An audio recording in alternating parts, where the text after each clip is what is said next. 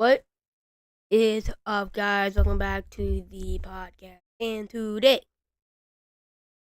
sorry about the delayed start. First of all, second of all, we're gonna be reviewing today's USHL games, and then reviewing yesterday's NHL games. After we review the USHL games, and before we review the NHL games, I have two big things, one big thing, one huge thing to talk about. It's not anything to do with this podcast specifically. I mean, it does, but it's about the NHL. So yeah. Speaking of things that have to do with this podcast, good evening to you, Doug, by the way. But things that do have to do with this podcast, in 3 podcast episodes, on episode 30 of season 8, it'll be the season finale of season 8. I have a big announcement on there, and then season 9, episode 1, season premiere of season 9, the episode after the season finale of season 8, is a huge announcement for my podcast. It's like a monumental, huge podcast changing announcement. Make sure to join both of those, especially season premiere, season 9. So yeah, without further ado, let's get into reviewing today's USHL games first. So, Youngstown Phantoms pick up a huge 2 points over Team USA, 5-4 in a shootout. It's a 29-22 in favor of Team USA. Youngstown very opportunistic on the opportunity that they were given. Goes overtime, no goal in overtime. They get the 2 points. Not the prettiest win for Youngstown, that's for sure, but they pick up the 2 points. That's what matters at the end of the day. Speaking of not so pretty games, Muskegon Lumberjacks take down Team USA 7-3, so it's a 46-24 in favor of Muskegon. Straight up dominated them. Speaking of Youngstown Muskegon, I heard that apparently next season the Youngstown Phantoms and the Muskegon Lumberjacks are leaving the USHL. So they are leaving the USHL. They're going to the CHL, which is Canadian Hockey League.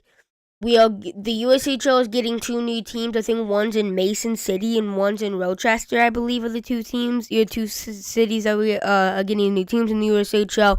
They will be joining the next year, I believe. I think next year. So Muskegon Lumberjacks and Youngstown Phantoms are leaving. The reason that I've heard is because they are too far away, and it's not very compatible with the USHL, and Youngstown does not like the USHL, so they're going to CHL. It'll be better for both leagues, and then we're getting teams, I believe Mason City and Rochester are going to be expansion teams to the USHL, so that's going to be very interesting. That does actually happen the way that I've heard it's supposed to. That's going to be very fascinating, and that's going to be huge to follow, a very cool to follow throughout this podcast, that is for sure. So, I mean, yeah. That's interesting. I wanted to throw that out there because I heard this earlier today. If it happens, it happens. If it doesn't happen, it doesn't happen. I'll keep tabs on that. I'll let you guys know as much as I know when I know what this is all happening. But do that out there because I believe it's going to happen. Lincoln Stars defeated the Des Moines Buccaneers 5-2, 27-34 in favor of Des Moines. Des Moines slightly outplayed Lincoln, I would say. Lincoln were more opportunistic when it came down to it. They're able to finish their opportunities. So, yeah, they got the 2 points on the road. Cedar Rapids are 5 defeated Chicago Steel 5-3 in Chicago. So 34-17 for Cedar Rapids. Well, you know, Cedar Rapids gets another road victory. I think they're going to get the 6th seed out of the East. And I'm telling you now, as a Saints fan, I don't like Cedar Rapids as a Saints fan. I mean, I don't mind Cedar Rapids, but I don't like Cedar Rapids as a Saints fan. Just because they're a rival. That's why. Very dangerous bet. Not because I really believe in this team, because the offense is one of the worst in the league. Goaltending slightly inconsistent, but they're one of the best road teams in the USHL, and they're going to have road for the whole playoff series, for the whole first round and for the first 2 games of every other series throughout the playoffs. Just saying, they could sneak out of that first round. They could beat a team like Madison, Youngstown, and Muskegon in the first round. Are they going to happen? Very unlikely, but it's not impossible. So it's a battle of the number ones, okay? Sioux Falls, number 1 in the West. Saints, number 1 in the East. Face off and a clash of the Titans and the Butte Friday night. The Butte picks up the huge 2 points, 3-2 over Sioux Falls, 30-25 in favor of Sioux Falls. The Butte, I say slightly outplayed them. I'll say. It was very close, very, very close. Start to finish, Sioux Falls went up early in the game. Ethan Wittenbach, tic-tac-toe down low. He finished it. Jonathan Morello, nasty goal. It is an angle. Oh, my goodness. There's a little between the legs and the defenseman. Dangles between the defenseman's leg, forehand, backhand. Filthy finish. 2-1 Saints lead. Goes into the third period. 18-19. Short-handed empty net goal for Charlie Aaron. 49 seconds left. Wittenbach gets a second the night. Too little, too late. Saints hang on. 3-2. Saints win the battle of the number ones.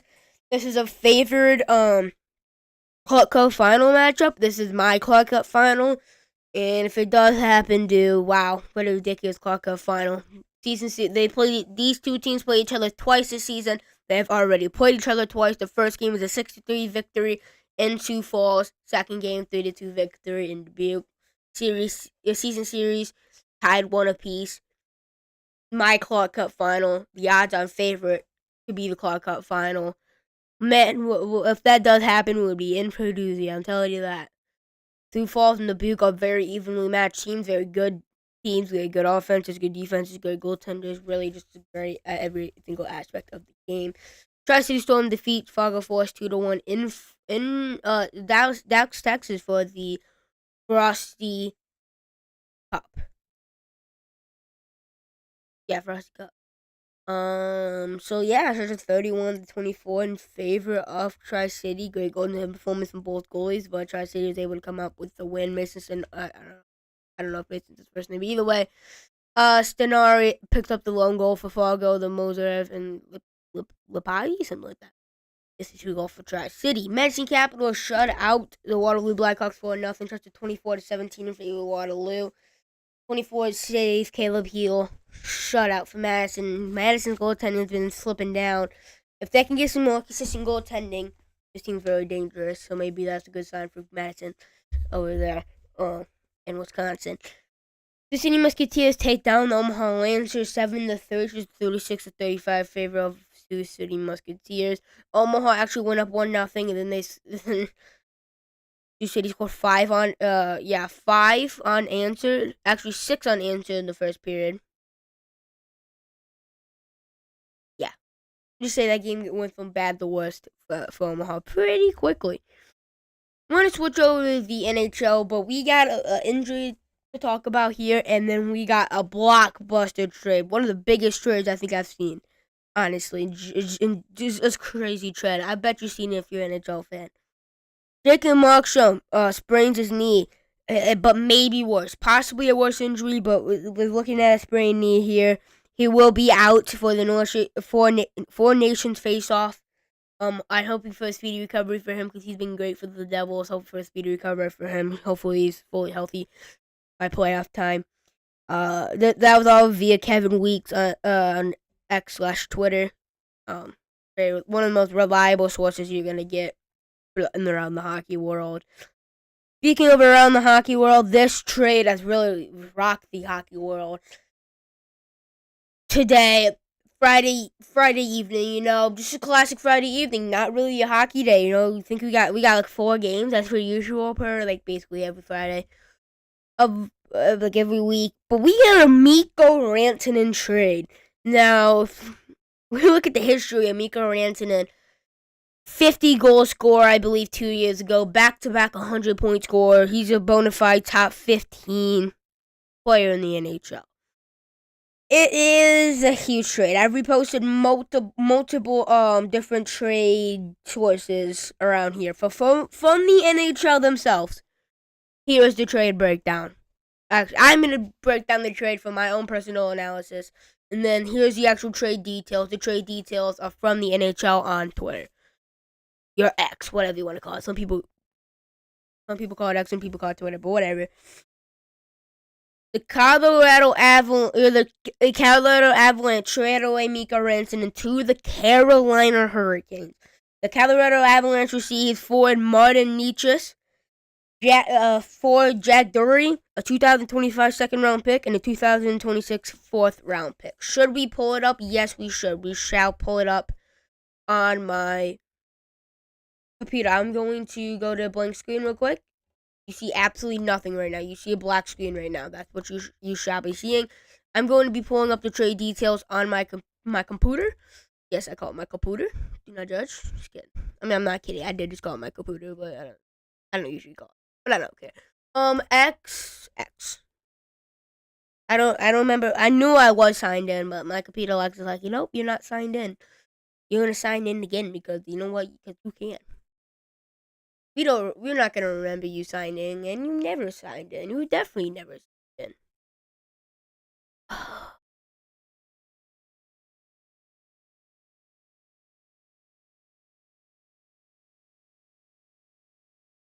Gee willikers. Honestly, just gee willikers. That's all I'm gonna say. Gee willikers.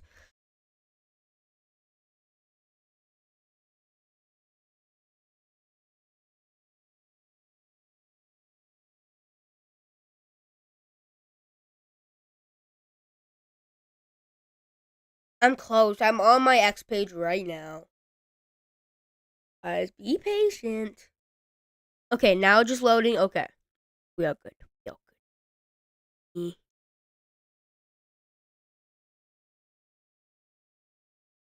There we go. Is this running slow? I gotta listen to this. Hold on, let me listen to.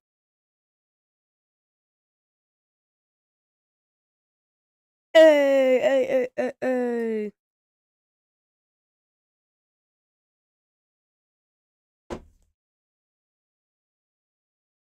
Here are the trade details. The details of the trade. Details trade of. Okay. Trade of details. Here we go. So Carolina receives forward Mikko Rantanen, Taylor Hall, Nils Juntorp. So yeah, I did not know they traded away Nils Juntorp. It's very interesting.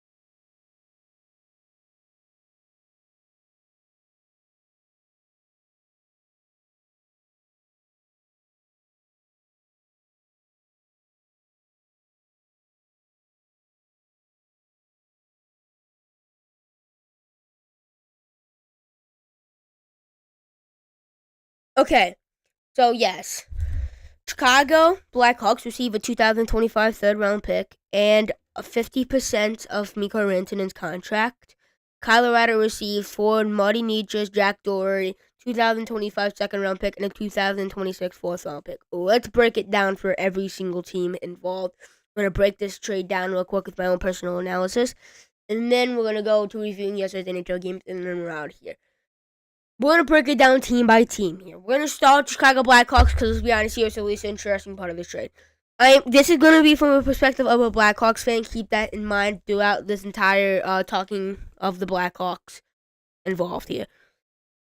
We were able to get out a 2025 third round pick. I think when you are taking on 50% of Mikko Rantanen's contract, you went to the Carolina Hurricanes, so this is basically giving the Hurricanes a huge favor. I think you should be able to get out more than a third round pick. A third round pick is good. I'll take that. You never know. There's been some great third round picks in previous years, of course. But I think you were able to get around another one. But we're not going to do hypotheticals here. We're going to do what happened. I think this is a decent trade. We traded away Taylor Hall, but he wasn't really necessarily playing with Bedard. It's more, honestly, Tuvo Teravainen, I believe. I mean, I don't know, but Bedgy would be fine. Whoever he played with, honestly. Nils Juntorp, prospect, not one of our greater prospects, but I've seen him play because he was a Saint 2 years ago. So yeah, he's a good goal scorer. He was a very good goal scorer. So yeah, I think the Blackhawks definitely could have got more out of this trade. Of taking 50% of Mikko Rantanen's contract, it looks bad on paper. But it's like $6 million probably. It's probably like $11 million deal, I think, or something like that. So it'd be like a $5.5 million. That's not bad. I think it's like $11.6 million contract at the top of my head without looking at anything, something like that. So it'd be around $5.5 to $6.5 million. That's not terrible. We have plenty of salary cap for that. We got a third round pick. That's fine. I think we couldn't got more, but we also couldn't got less. So I think I'm just happy with what we got. But I think that's fine. We're just kind of a piece here to kind of get together with the trade, with salary cap probably and everything else involved. Breaking it down from the Carolina Hurricanes perspective, they got afford Mikko Rantanen. He's a 50-goal scorer, just like 2 years ago, I believe, maybe even last year, but I'm pretty sure 2 years ago. Back-to-back 100-plus point scorer.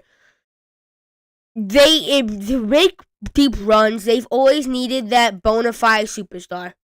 I love Sebastian Aho, Martin Necas, but they're not that bona fide superstar. They're really not.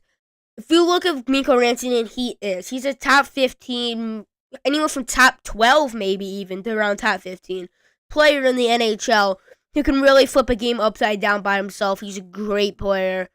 Just in general, I think the Hurricane, this is one of the best Hurricane scenes we've seen in recent years. So he's huge for the Hurricanes. I don't know how that's gonna work. I don't know what deal he's going to sign, if he's even gonna re-sign with the Hurricanes. This is just like a rental or something. I'm not sure, but he should stay with Carolina. Huge for Carolina to pick up that bona fide superstar. By far the best player that Sebastian Aho has played with in his career so far. And just, yeah, they really, really needed that type of person to really do that. Taylor Hall adds some more depth on the winger's position. He's probably like around a third line winger, I would assume, for the Carolina Hurricanes at this point. Is great for depth. Nils Jontorp's a good prospect. Never know what he could turn into. So that's a huge trade for the Hurricanes. They needed that They needed that superstar that can really take a series by himself. They were not able to beat Igor Shesterkin a lot last year in the playoffs. They didn't have that superstar. Mikko Rantanen is significantly better than Jake Guentzel. I love Jake Guentzel. He could score 40 goals. He's on pace to score 40 goals, but Rantanen is better than him. That's more like good for Rantanen than bad on Jake Guentzel's part. Carolina, that's what Carolina were trying to hit last year with Jake Guentzel, but I don't think he was quite that person that they were looking for. Mikko Rantanen is that person that they're looking for. So this is the best chance the Hurricanes got to make a deep run. Taylor Hall adds some more depth. Great for the Hurricanes. If we look at the Colorado's perspective, Martin Necas started out the season with like 44 points in like 26 games or something like that. Ridiculous start. He's only about a half a point per game since then. He's definitely cooled off, but we know what he can do. His track record's not the greatest, but he's taking a huge step up this season. He's only 25 years old, I believe.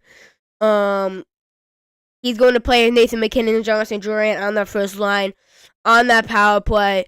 I think it depends on what the contracts look like. If Mikko Rantanen signs an 8-year, $13 million contract per year,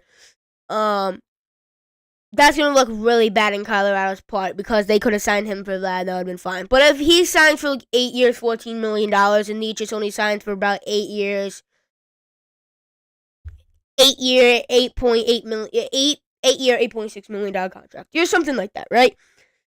That will look good on the Avalanche's part. We're going to have to see what Rantanen gets signed, because if he signs to a relatively low deal for like an 8-year, $13.2 million contract, that's going to look really bad in Colorado because they could have just signed him a top 15 player in the NHL. But if he signs for 8 years, $14 million contract, exactly what Leon Draisaitl got this past season, and they gave Martin Necas for about 8-year, $8.7-ish million contract, that would be a huge difference for Colorado.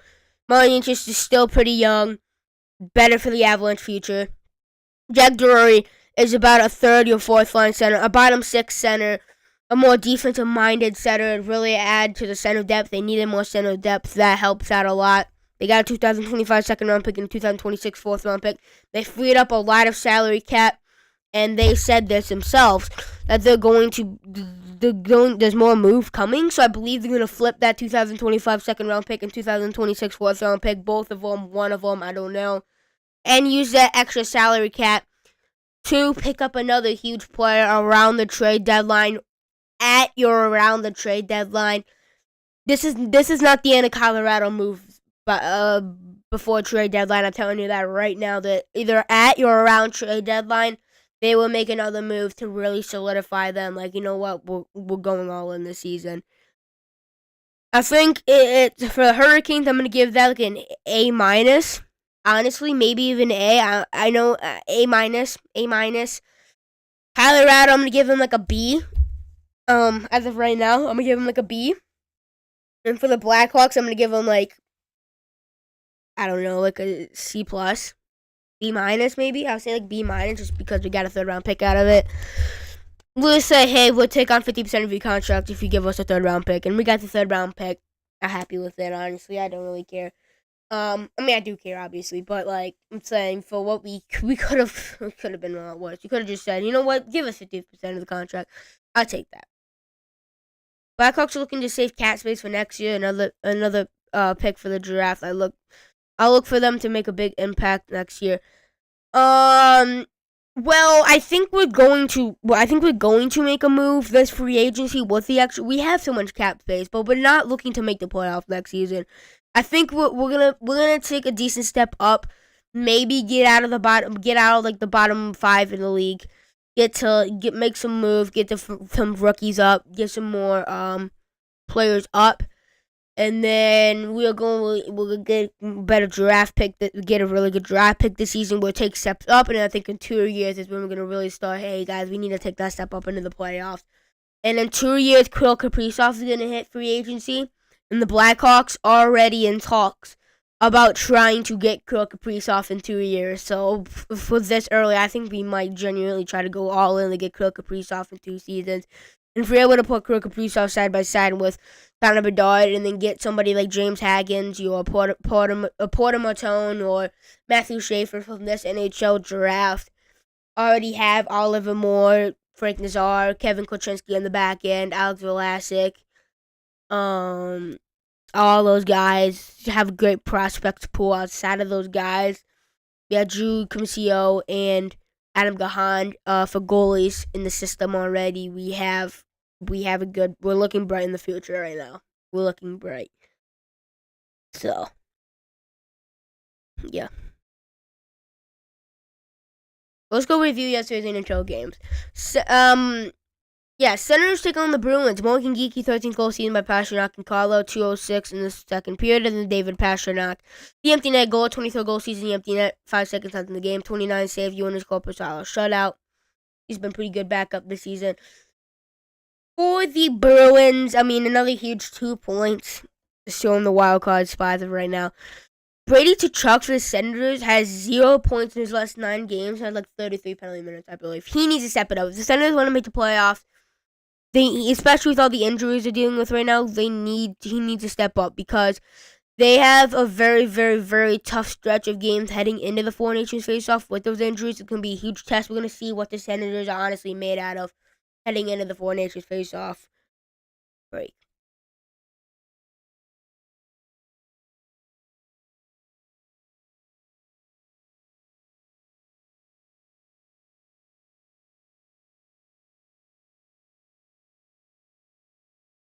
Okay, Red Wings take on the Canadian Jonathan Bergeron.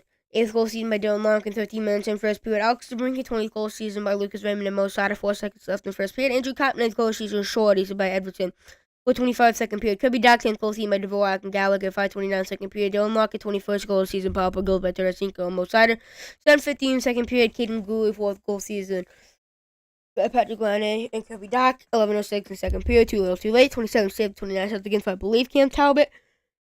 Huge game for the Red Wings. A 45-shot performance from the Red Wings. Great offensive performance from the Red Wings. Not a pretty decent performance defensively. All-around game for the Red Wings. If they can do that more consistently, they could definitely make the playoffs, but probably not.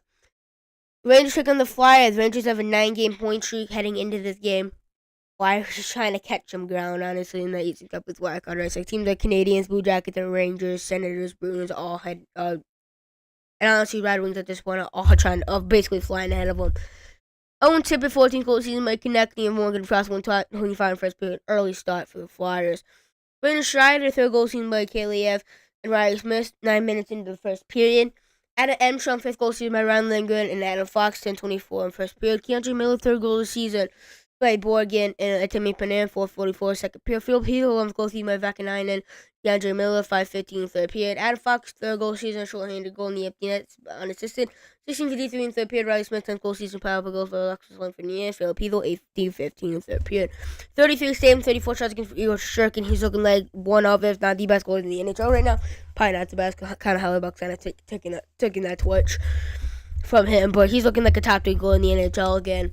It's ridiculous. Let's talk about the Rangers a little bit here since we're talking about the Rangers game. Rangers doing a 10-game point streak. Their power play, one of the hottest in the league right now. Penalty kill, great right now. Igor Shurkin, one of the hottest goalies in the league right now. Offense, scoring at a really high rate. Defense, maybe didn't play the greatest that game, especially since the Flyers team was not very offensive oriented. But yeah, it's been pretty good, honestly. Better. The whole team's clicking at a very high rate right now. The whole team is right now. They're looking closer to the team that they were last year, President Trophy team, which is the best regular season team in the league, in case you didn't know. But they're looking closer to the President Trophy winners of last year than what they were at the beginning of the season. During that stretch, at least a couple months stretch there. Yeah, this team's a 10-game point streak right now, just wrecking through the league right now. I'd like to see what they do throughout the stretches. They want to try to make the playoffs. They're looking good right now, looking like they're going to. Hurricanes take on the Blue Jackets. Here's Ken Johnson, 14 goals seasons by Del Bell Blue. I don't remember how to say that. And James Henry's Mike, 7:08 in the first period. Kirill Marchenko, 19 goal season by Adam Fantilli and Johnson, and 48 in first period. Seth Jarvis, 17 goal season power play goals, best special on Monday Niches. Monday Niches no longer Hurricane. 2:48 in second period. Eric Robertson, long goal season by Seth Jarvis and goal 38. Nothing. 7:11 in the second period. Jackson Blake, 11 goal season by Sebastian Aho. 7:58 in second period. Sebastian Aho, 15 goal season by Jackson Blake. 8:33 in second period. Romano, 9 goal season by Seth Jarvis. Joe Saul, 11:34 in second period. James Henry's my 10th goal season by Ken Johnson. 15:21 in second period. Dimitri Veronica, 18th goal season by Zach Werenski and Fantilli. 14:43 in second period. Jesper Kakaliemi, 10th goal season by Monday Nature's Loom. 13th third period. Seth Jarvis, 18th goal season. Empty net second. Another night best actually covered Jordan Star. 18:08 third period. Freddie Anderson, 18 saves, 22 shots against. He's not looking like that guy in Carolina anymore. He was that starter. Now Kochetkov kind of was a starter, and then when he come back, he hasn't done anything to prove why he should take that starting role over Kochetkov. And Kochetkov still kind of running away with the starter role. So, yeah. Let's see what happens there. Knights take on the Blues. Mark Stone, 13 goal season, unassisted, 19 seconds in the first period. Quick start. Singles goal season by Bauer, 7 Pachingo, 8:54 in first period.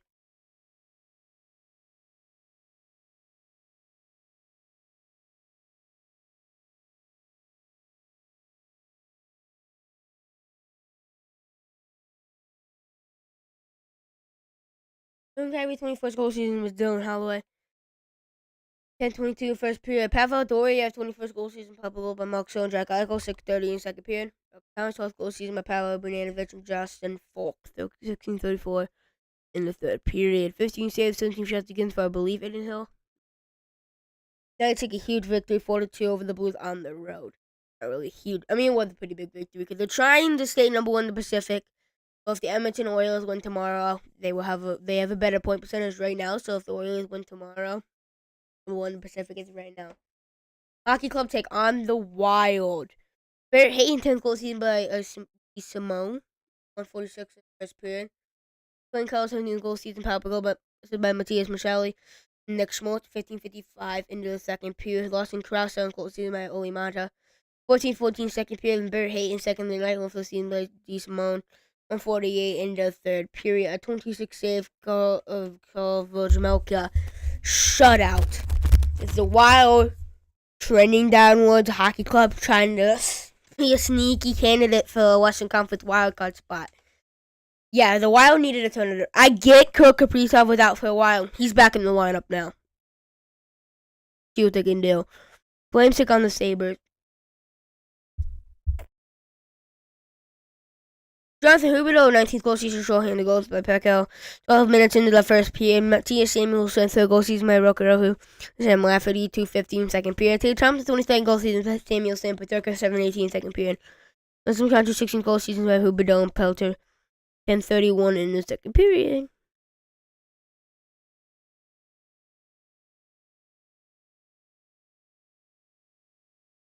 Jacob Pellinger, 4th goal season by Pat Kelly, Nathan Kadri, 329 in the third.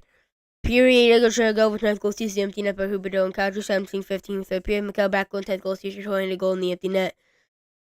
It's by Blake Coleman, 17-52 in the third period. Wild have been bad at home. Yeah, they have been bad at home this year. They're like 500 at home, and they're like 17-5-2, something ridiculous like that in their road. They're a very good road team.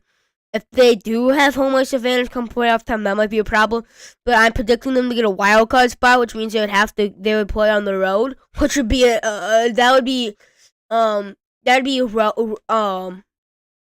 if they have home, that'd be home ice disadvantage for the Wild, and it's very, very not good. Oilers take on the Canucks. Zach Hyman, 16 goals, team by Draisaitl and Arvidsson, 5:52 in the first period. Draisaitl, 35th goal season, power play goals by Hyman and Nugent Hopkins, 14:21 first period. Adam Henrik, 7th goal season by Ekholm and McCoy pair, 14:41 first period. Zach Hyman, 17th goal season by Phillip, 1:59 second period. Ryan Nugent Hopkins, 13th goal season, power play goal by Draisaitl and Bouchard, over 2 in second period. Brad Besser, 6th goal season by JT Miller and Shooter, 12:27 second period. Philip Perrin, 2nd goal season by Quinn Hughes and Besser, 15:06 in second period. Kasperi Kapanen, 6 goals season by Ty Emberson, 10:21 in third period. 24 saves, 26 shots against for. What was it? I think it's Kellen Pickard, honestly. Thatcher Demko looking really, really bad, especially in his last 5 games, but since returning in general. Oilers on fire. Canucks cannot find a way to win. Ducks take on the Penguins. Mason McTavish, 8th goal season by Fabbri and Jacob Trouba, 9:28 first period. Ducks were 9th goal season, Mary Hiddleston and Jerry Zegras, 59 seconds left in the first period. Michael Butcher, 14th goal season, power play goals by Brian Russ and Rickard Raquel.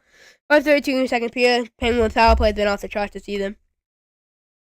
Mason McTavish, 9th goal season, 2nd of the night by Dumoulin, Troy Terry, 2:06 in the third period. Frank Vatrano, 13th goal season by Ryan Sherman, Troy Terry, 6:52 in the third period. Alex Thorne, 10th goal season, empty net by Trouba and Lindstrom. 2 minutes left in the game. 31 saves, 32 shots against for, was it John Gibson? He does, so I'm not quite sure.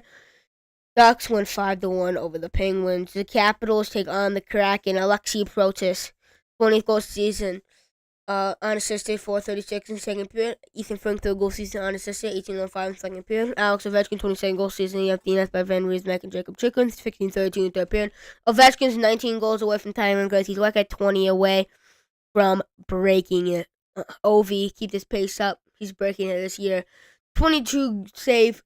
Charlie Lindgren shut out both these Capitals goalies.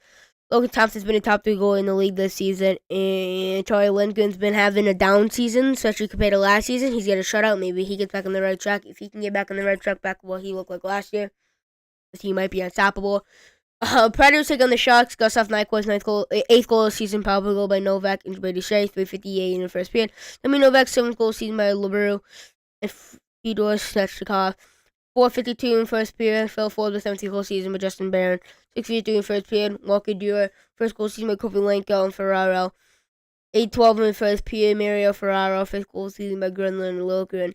16:34 in first period. Forsberg, 18th goal season by Sissons Shea, 1:38 in second period. Steven Stamkos, 17th goal season, Papa Gilman, Marshall and Yossi, 7:07 in second period. Henry Thrun, 1st goal season by Wenberg and Kovalenko, 12:39 in second period. Fabian Zetterlund, 14th goal season by Will Smith and Grunland. 13:54 in second period. Eklund celebrating 15th goal season, power goal by Grunland and Eklund, 15:21 in second period. They claw all the way back and they tie the game.